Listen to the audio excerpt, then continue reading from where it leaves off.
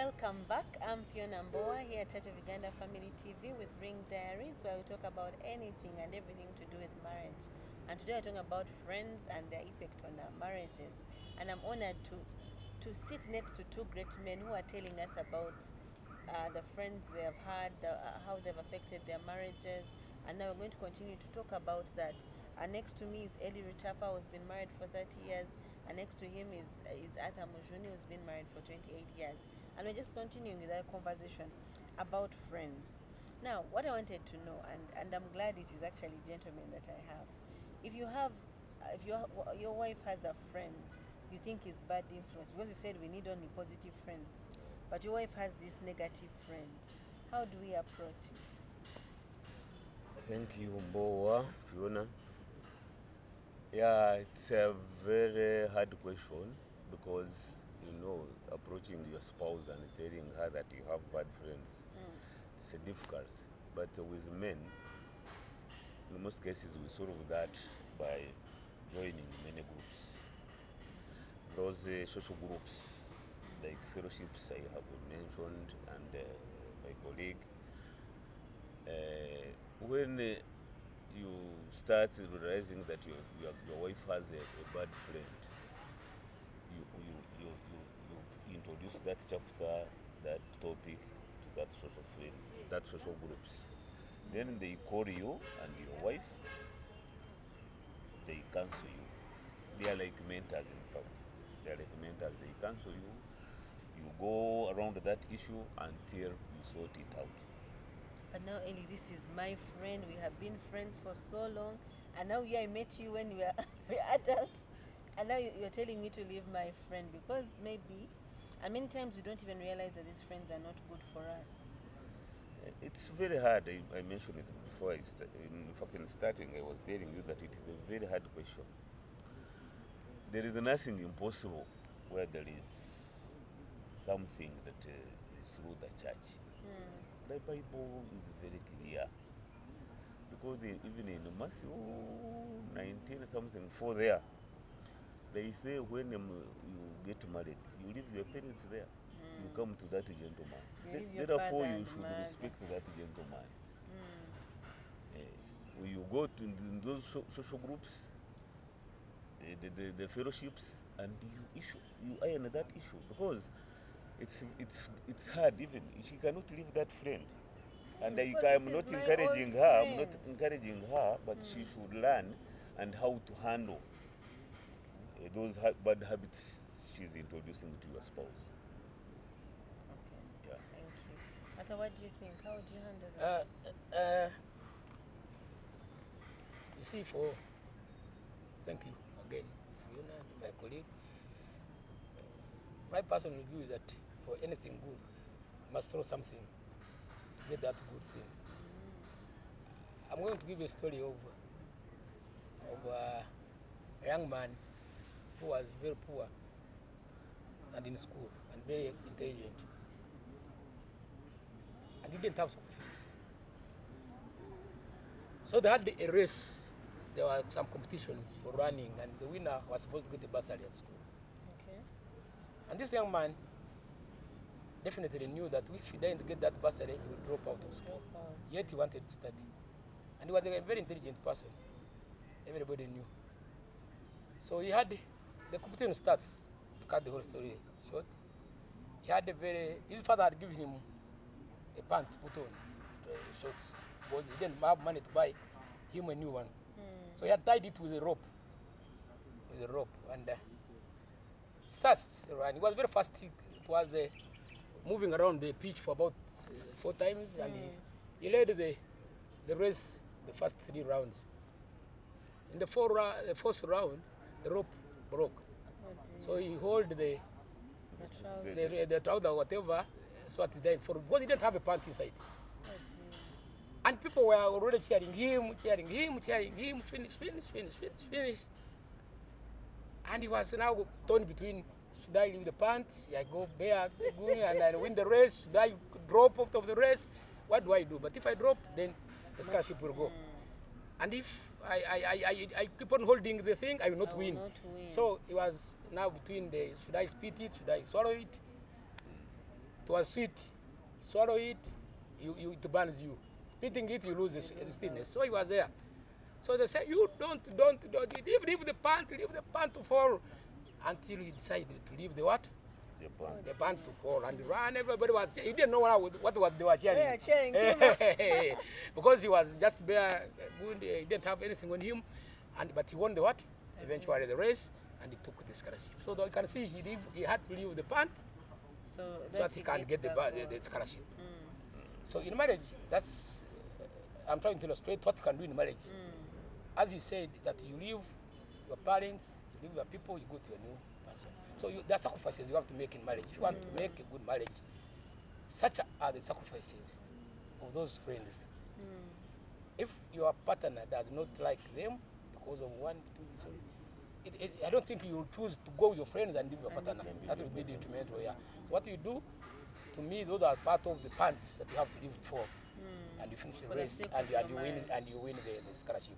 So for the marriage, you leave such a friends, which your partner, maybe your husband doesn't like. You tell them, you say, okay, my husband, I'm sorry, he's my childhood friend. We have been together in school together, but because you have seen A, B, C, D, and maybe I had not seen it, because of the friendship we have, I'm sorry, you drop.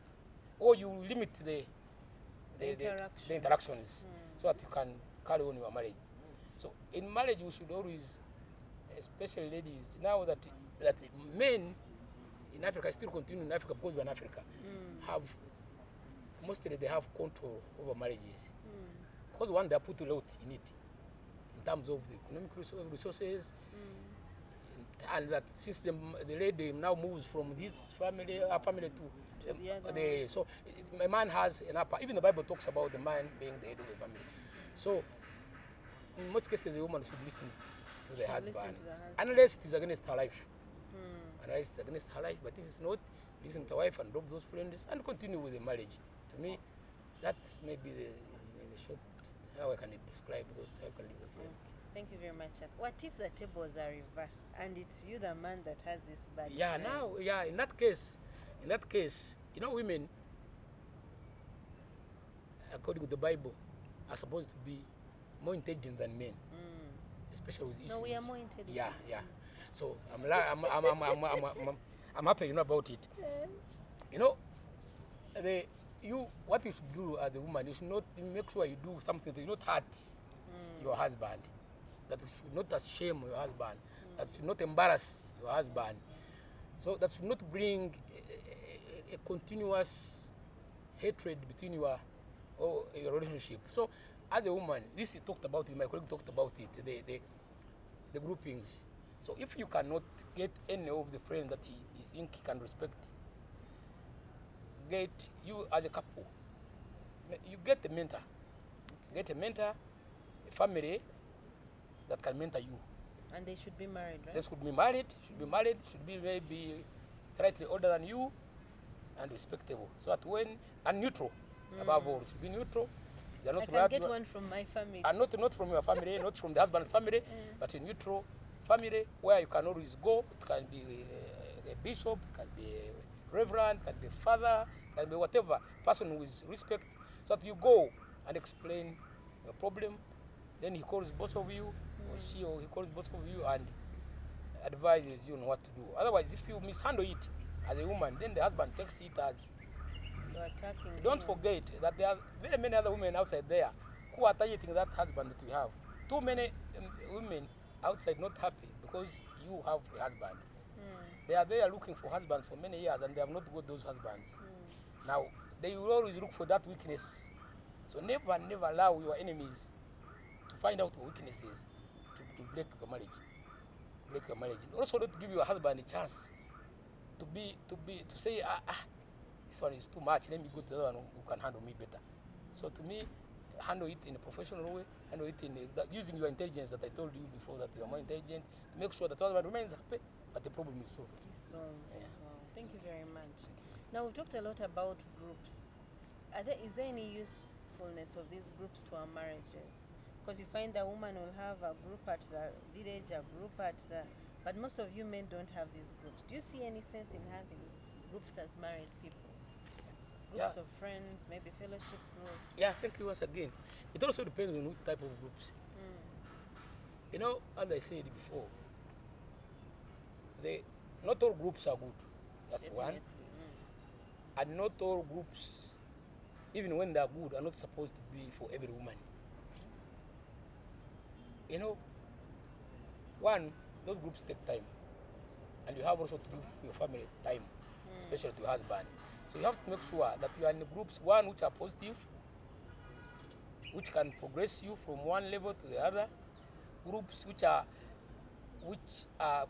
have family values, and groups which don't bring suspicions to your husband.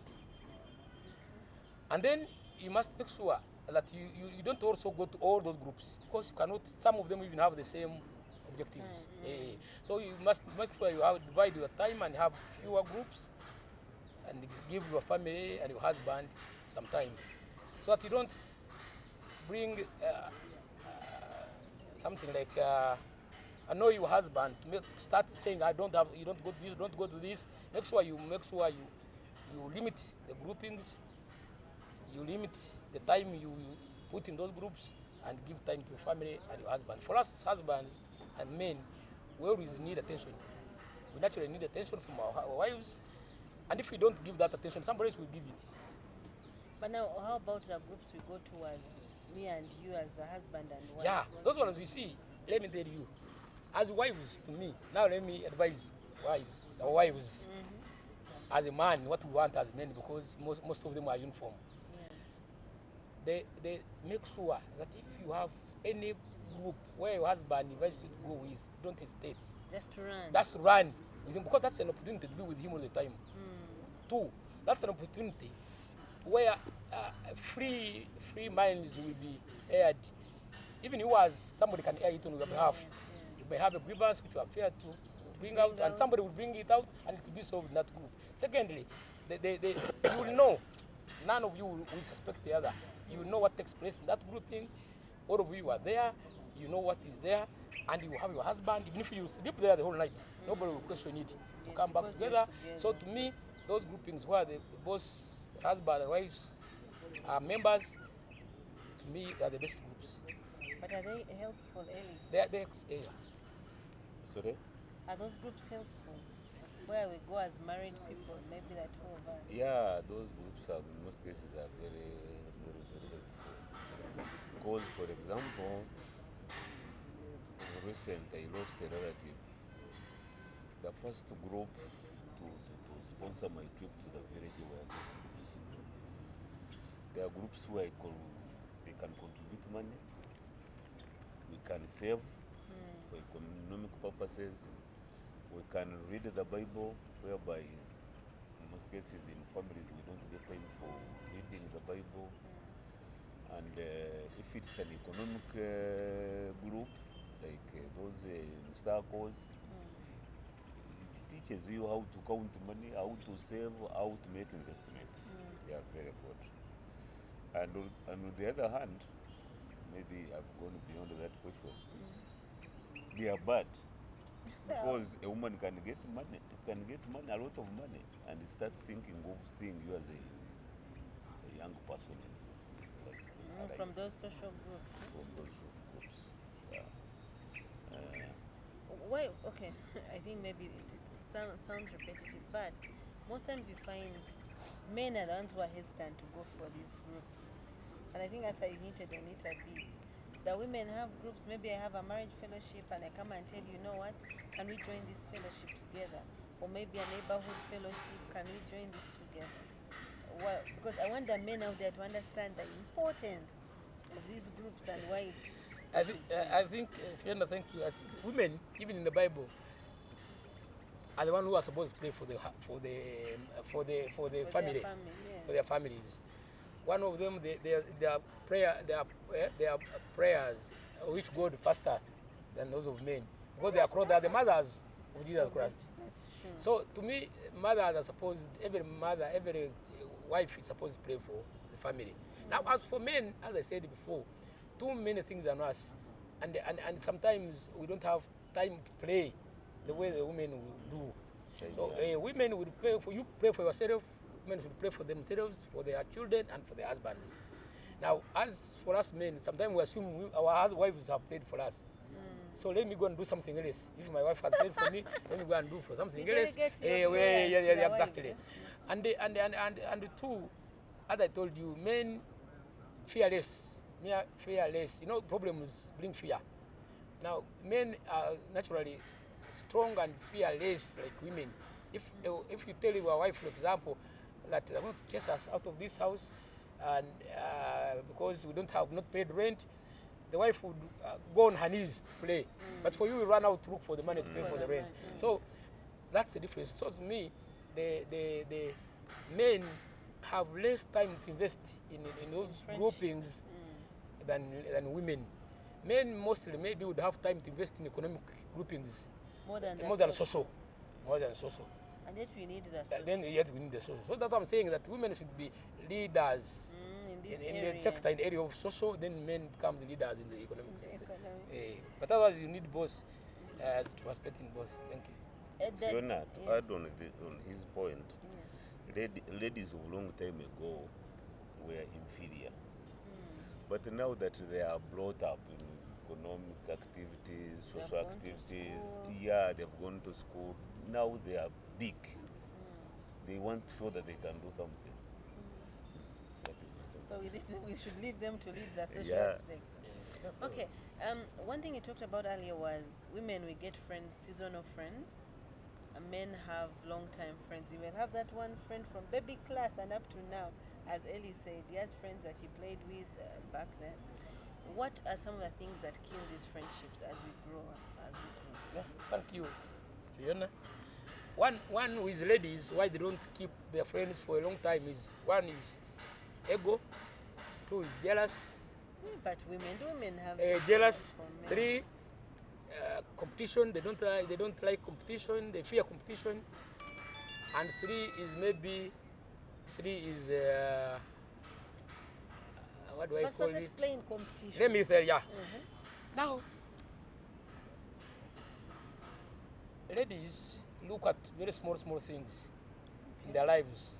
Dress. It's natural. It's not like I'm trying to minimize them. I respect them. They are my mothers. They are my wives. I have daughters, so I respect ladies very much. By the way, I don't want anybody who can minimize ladies. But I'm only talking about reality. The reality. Ladies will look at things that men don't look at. The type of hair somebody's wearing, the type of dress, the type of shoes, the type of makeup somebody has put on. That. But for us men, I can even sit with you, Fiona, here, and after 1 hour you ask me which dress we are putting, what I want to remember. So ladies will look at that dress that is better than hers from a friend, and maybe things become the problem. A lady will look at a friend who has a better husband, and it also becomes the problem. A friend who has a better economic status becomes the problem. So we keep comparing. So you keep on comparing each other, and he said, it's not my class. It's not. He has gone beyond me. She has gone beyond me. She's not respecting me. She's putting on better than me. So you keep on shying away from your friends. But for us, men, we normally don't look at those small things, and we look at bigger things. Where have we come from? Where are we going? What can he do for me? So we keep on with those friends of ours for a long time. And I've told you earlier that there are few, so they are easy to keep.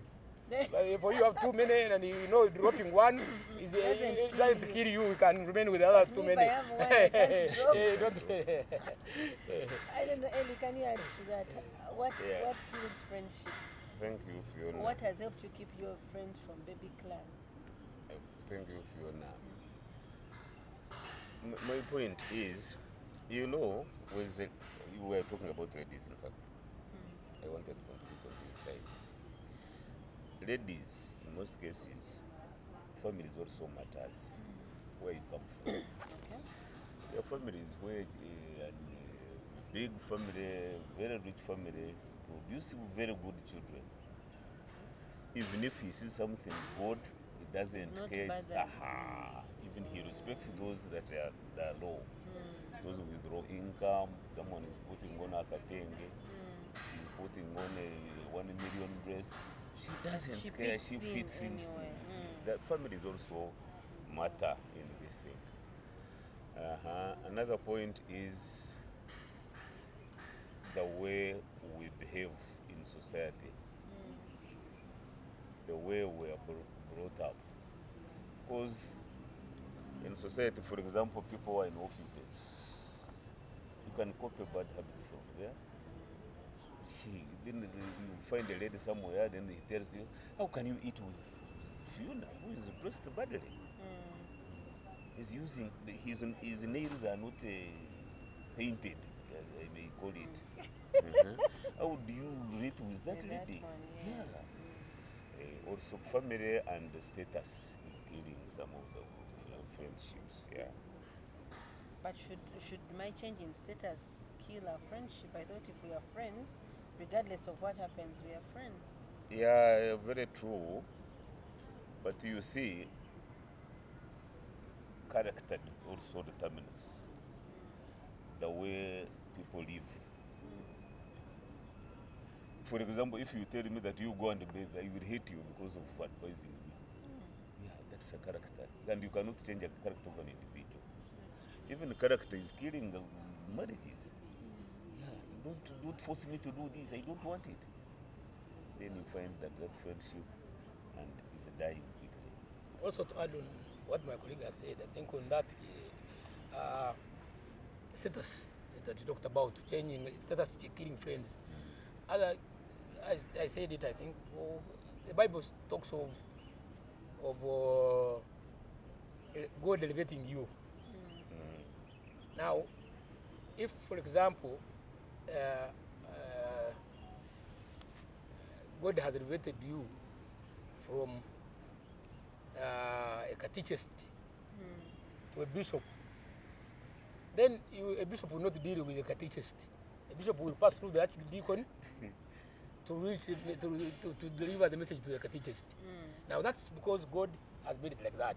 Now that does not mean that you should not know the catechist, but you should know your level. Because even when you go to a function, the bishop will sit in front with the archdeacons around him. The catechist will be behind.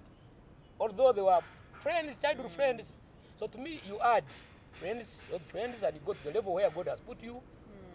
And then you remember the other old friends, but you know the limits of where you can stop with them. Because when you talk, you tell them that, for example, I'm flying to America next week, and he has never even heard of where the airport is. Then you will think you are maybe showing off. So you know you have to be. That's what I told you. Common sense must act. You know, I'm an accountant by profession. So when we are studying accounts, there is where they say that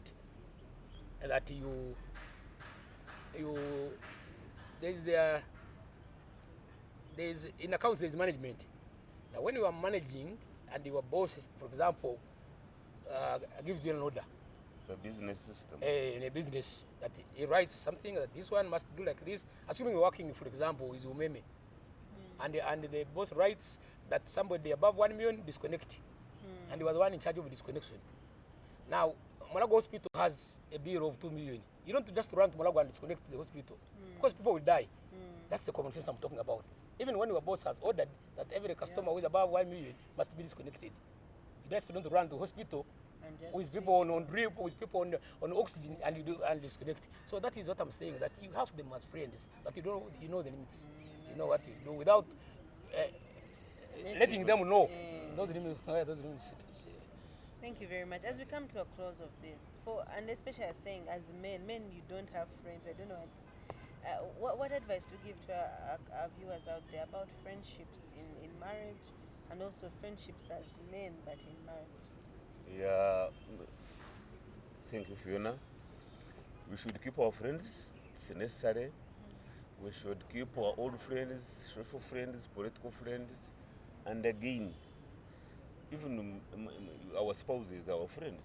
Yes, that's true. The problem is that when you die, they don't follow you in the same tomb. That is where we differ. But we should keep our friends forever and love everyone at his own level. At their own level. Yeah. Yes. Thank you, my colleague and Fiona. I think my concluding remarks would be advising men to have friends. You know, men, as I talk, have few friends, and it's very dangerous. It's extremely dangerous. Please, men, look for important friends. Look for important friends in every sphere. You know that friend X is my social friend, friend Y is my economic friend, friend X is my political friend, and you know, and mostly look for those even who are better than you, who can take it to another level. Look for those who are better than you, because man naturally wants to move to another step. Now, if you look for friends who are better than you, they will move you to another friend, they show you new friends, they show you, you'll move, eh? You'll move. But don't forget the ones behind you also, because they also need you. Yes. Since you are ahead of them. And you also need them. You also need them. So make sure that you keep all the social friends and economic friends, but know the limits. That's when I emphasize that know the limits. This one I deal with him up to here, this one I deal with him up to here. And 3, drop all the negative friends. Drop all the one who are pulling you down, drop them. The one who are advising you, the one who are not progressing you, who are not taking to next step, please drop them, because they are all not friends. To me, they are not friends. They're not supposed to be called friends. Yeah. So that's my advice to men. Thank you very much, Arthur Mujuni and Elly Rutafa, for such an insightful conversation. And thank you very much, our viewers, for watching us. You've heard it from people of 30 and 28 years. Friends are very important, but the max, what we need to be sure of is know where the limit is. Which friend you allow into your room, which friend you allow into your marriage, but also above all, we need friends. Gentlemen, we need friends. Just know where to stop, but don't drop the friends. Whether you've progressed, go ahead with them, but just know where they stop. Thank you very much for watching. I'm Fiona Mboa, here at Church of Uganda Family TV with Ring Diary.